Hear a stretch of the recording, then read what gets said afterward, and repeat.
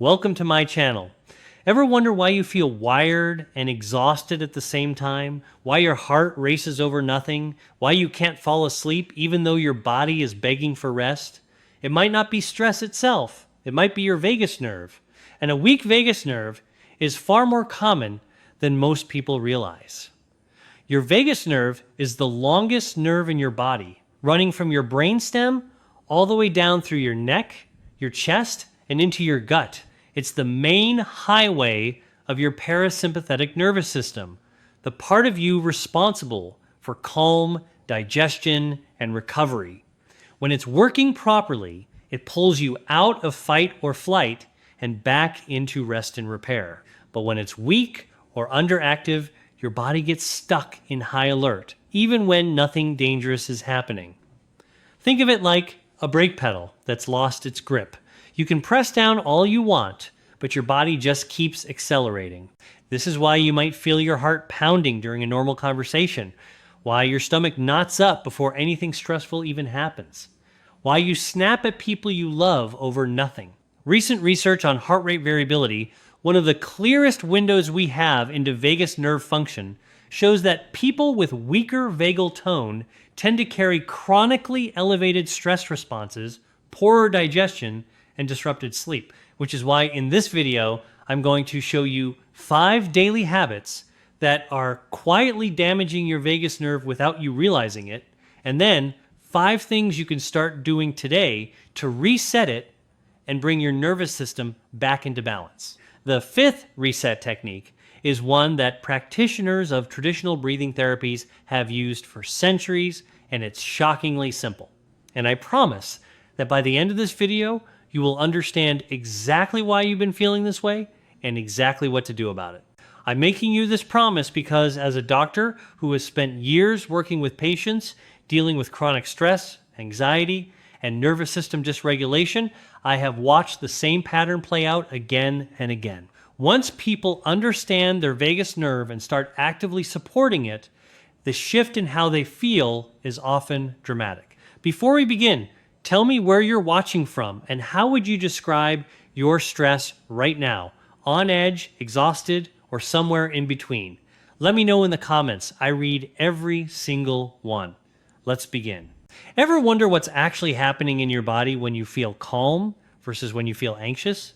It's not random. It's a switch, and your vagus nerve controls it. When your vagus nerve is firing properly, it slows your heart rate, deepens your breathing, and tells your digestive system it's safe to work. But when your vagal tone is low, your sympathetic nervous system, your fight or flight system dominates instead. Your heart rate stays elevated, your breathing stays shallow, your gut either shuts down or overreacts. And here's the part most people never learn. This isn't something that just happens to you. It's something you can directly influence.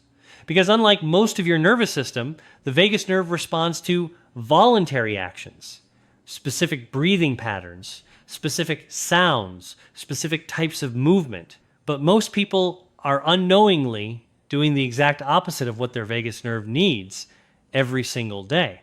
So before we talk about the 5 things you should be doing to reset your vagus nerve, I need to tell you about the 5 things you're probably doing right now that are quietly wearing it down. Number 1, shallow chest breathing. Here's what happens when you breathe shallowly from your chest, which is exactly how most stressed people breathe without realizing it. Your vagus nerve has sensors that run right through your diaphragm. When you breathe deep into your belly, those sensors get stimulated and send a calming signal straight up to your brainstem. But when you breathe shallow and fast from your chest, that signal never fires. Your body assumes you're under threat because rapid shallow breathing is what your body naturally does during danger. So it keeps pumping out stress hormones to match the breathing pattern it's reading. It's like your body is taking cues from your lungs instead of your actual surroundings, and your lungs are telling it to stay on high alert all day long. But here's what most people don't realize. Chest breathing doesn't just fail to calm you down. It actively trains your nervous system over time to treat shallow breathing as your new normal resting state. Once that pattern becomes automatic, your baseline stress level rises permanently, even when you're sitting on the couch doing nothing. I had a patient named Linda, a 4-year-old office manager who came to me exhausted, anxious, and convinced something was seriously wrong with her heart. She described feeling like she was constantly bracing for something bad to happen, even at home with her family. Her cardiologist had already run every test imaginable and found nothing. When I watched her breathe during our consultation, I noticed she barely moved her stomach at all. Every breath came from high in her chest, fast and shallow. She had been breathing this way for years without ever noticing. We worked together on slow diaphragmatic breathing for just a few minutes, several times a day. Within a couple of weeks, Linda told me her chest didn't feel tight anymore. Her sleep improved. She said for the first time in years, she felt like her body finally believed her, that she was safe. Number 2, skipping cold exposure entirely. Ever wonder why people who take cold showers or finish their shower with cold water seem to handle stress so differently? It's not just toughness. Cold exposure is one of the most direct ways to stimulate your vagus nerve. When cold water hits your face and chest, it triggers something called the dive reflex, an ancient survival mechanism that immediately slows your heart rate and shifts your body into a calmer state. But here's the problem. Most people go their entire lives avoiding anything remotely uncomfortable, always choosing the warm shower, the heated car, the climate-controlled everything. And in doing so, they never give their vagus nerve the stimulation it needs to stay strong and responsive. Your vagus nerve works like a muscle. Without regular activation, it weakens. But here's what most people don't know.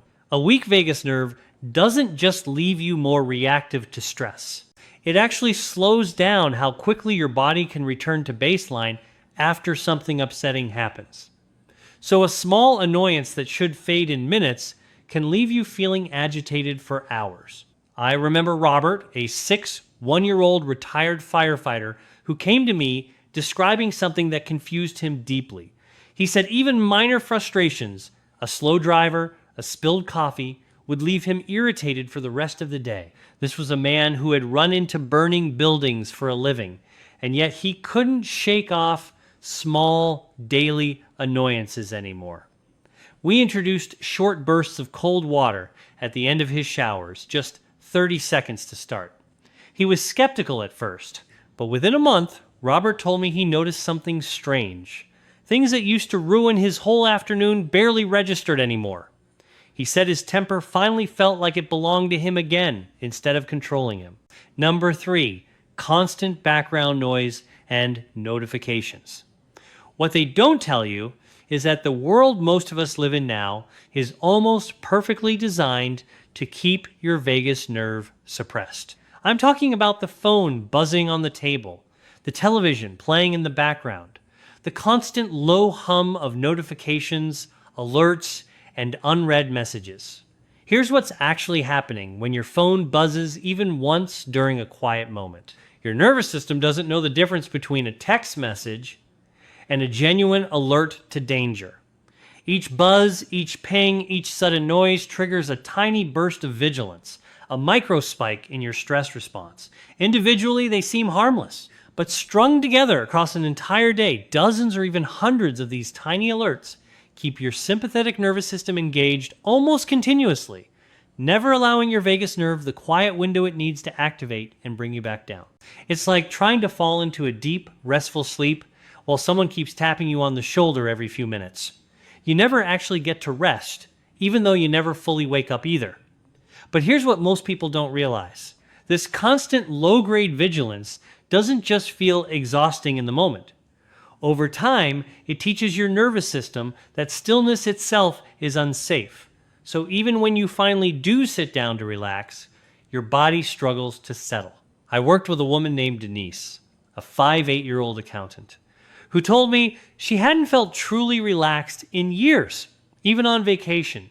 She kept her phone within arm's reach at all times, notifications on for everything. She genuinely believes she simply wasn't a relaxed person by nature.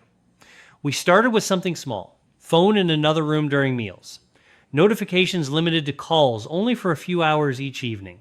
Denise told me that within the first week, she noticed her shoulders weren't up around her ears anymore. She said it was the first time in a long time she remembered what quiet actually felt like. Number 4, eating in a rushed, distracted state. Now, this one might surprise you because most people don't connect what happens at the dinner table to their nervous system at all. Ever wonder what happens when you eat lunch at your desk while scrolling through emails, or gulp down dinner while half watching television and half thinking about tomorrow's to-do list? Your digestive system is almost entirely run by your vagus nerve, and digestion only works properly when your vagus nerve is active and your body believes it's safe. When you eat while distracted, rushed, or stressed, your body stays in a sympathetic state, and blood flow that should be going to your stomach gets redirected elsewhere. Your body essentially tries to digest food while simultaneously bracing for danger, and it does a poor job at both. But here's what most people don't know. This isn't just about occasional bloating or discomfort. Chronic eating in a stress state trains your gut and your brain to associate meal times with tension rather than safety, which, over time, can dampen your vagal tone during every single meal, not just the rushed ones. I had a patient named Carol, a 63-year-old retired teacher, who came to me with ongoing digestive discomfort that no specialist could fully explain. Blood work was normal. Scans were clear. When I asked her to describe a typical meal, she told me she usually ate standing at the kitchen counter, checking her phone, often finishing in under 5 minutes. We made one change. She sat down at the table, put her phone away, and took even just 3 slow breaths before her first bite. Within a few weeks, Carol told me her stomach felt calmer than it had in years. She said she hadn't realized that the way she was eating was almost as important as what she was eating. Number 5, holding your breath during focus or stress. This is the one almost nobody notices they're doing, and it might be happening to you right now as you watch this. Do you know what happens to your breathing the moment you concentrate hard on something, read an intense email, or feel a wave of anxiety? Most people unconsciously hold their breath or breathe in short, tight bursts. It's an automatic response, and it happens dozens of times throughout a normal day without you ever realizing it. But here's the problem. Every time you hold your breath, even briefly, you interrupt the rhythmic signal your vagus nerve relies on to keep your nervous system regulated. Your vagus nerve doesn't just respond to one deep breath here and there. It responds to consistent rhythm.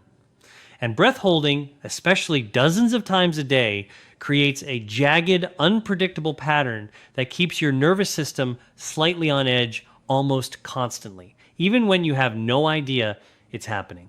But here's what most people don't realize.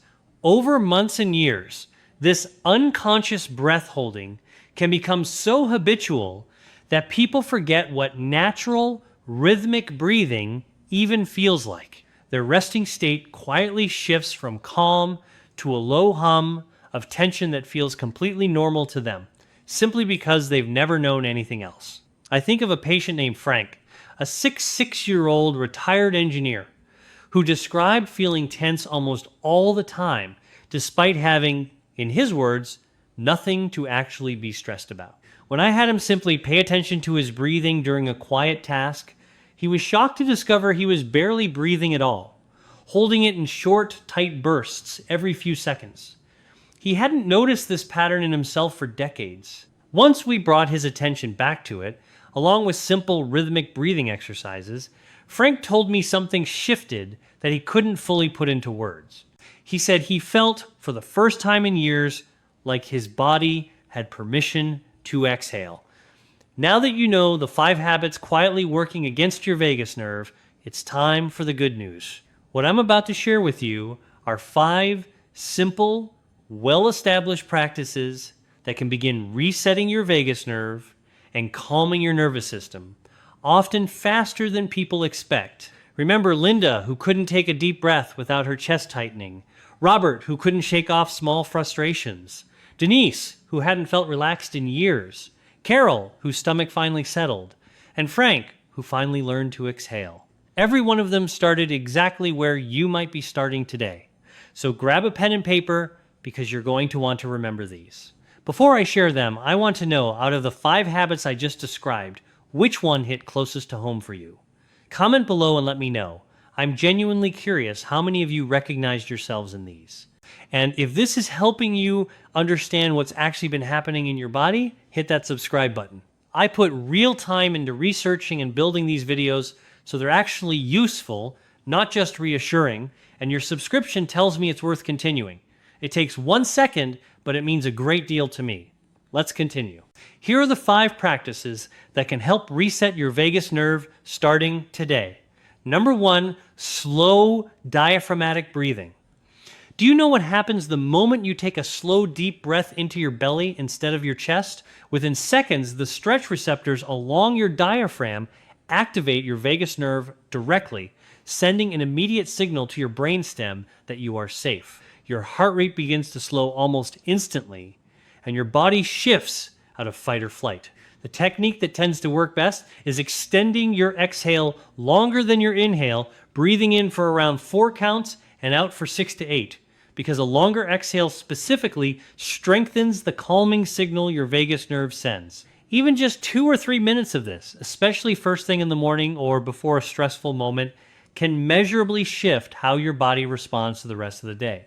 Practice this seated with one hand on your chest and one on your belly, making sure the hand on your belly is the one that moves. Number 2, humming, gargling, or singing. Do you know what happens when you hum, gargle, or sing out loud? These might sound like strange nervous system tools, but they work because the vagus nerve passes directly through the muscles at the back of your throat and the vocal cords. Vibrating those muscles through sound directly stimulates the nerve. This is actually one of the most well-documented and accessible vagal toning techniques there is. A simple practice is humming a low note for 30 seconds a few times a day, or gargling water vigorously for 30 seconds after brushing your teeth. Singing along to music in the car counts too. The key is engaging the throat with real vibration, not just quiet breathing. Many people notice a subtle wave of calm settle in within minutes of doing this consistently. Number 3, cold exposure. Do you know what happens when cold water touches your face? As we talked about earlier with Robert, splashing cold water on your face, or finishing a shower with even 15 to 30 seconds of cold water triggers the dive reflex and directly activates your vagus nerve. You don't need ice baths or anything extreme to benefit from this. Start small, cold water on your face and neck in the morning, and build up gradually if you want to try colder showers over time. The goal isn't to punish yourself, it's to give your nervous system brief, repeated practice, returning to calm after a jolt, which strengthens vagal tone the same way exercise strengthens a muscle. Number 4, social connection and eye contact. Do you know what happens during a warm conversation with someone you trust? Genuine, face-to-face connection, eye contact, and a relaxed tone of voice all activate what's sometimes called the social engagement branch of your vagus nerve. This is one of the reasons a good conversation with a close friend can leave you feeling calmer than almost anything else, and why isolation tends to leave people more anxious over time, even when nothing bad is actually happening.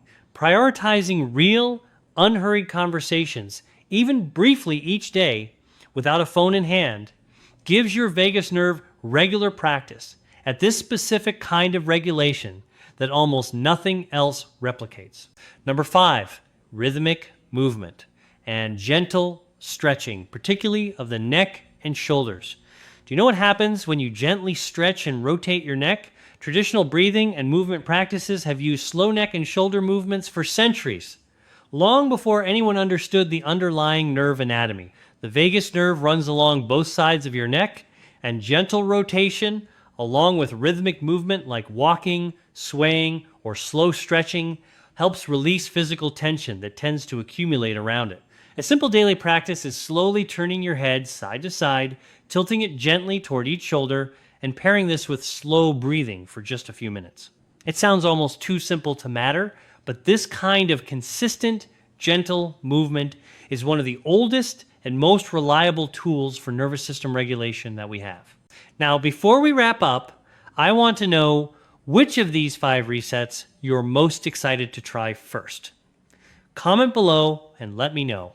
And if you're finding this valuable, please subscribe and ring that notification bell. There are so many people walking around exhausted, anxious, and assuming that's just who they are, when really their nervous system just needs some support. I know some of you will watch this video and go right back to the shallow breathing, the phone within arm's reach, the rushed meals, because change feels harder than staying the same. But not you, right? You're going to try at least one of these today and come back and tell us how your body responds. If this video helped you understand what's actually been happening inside you and gave you a real plan instead of just more vague advice to relax, the least you can do is hit that subscribe button.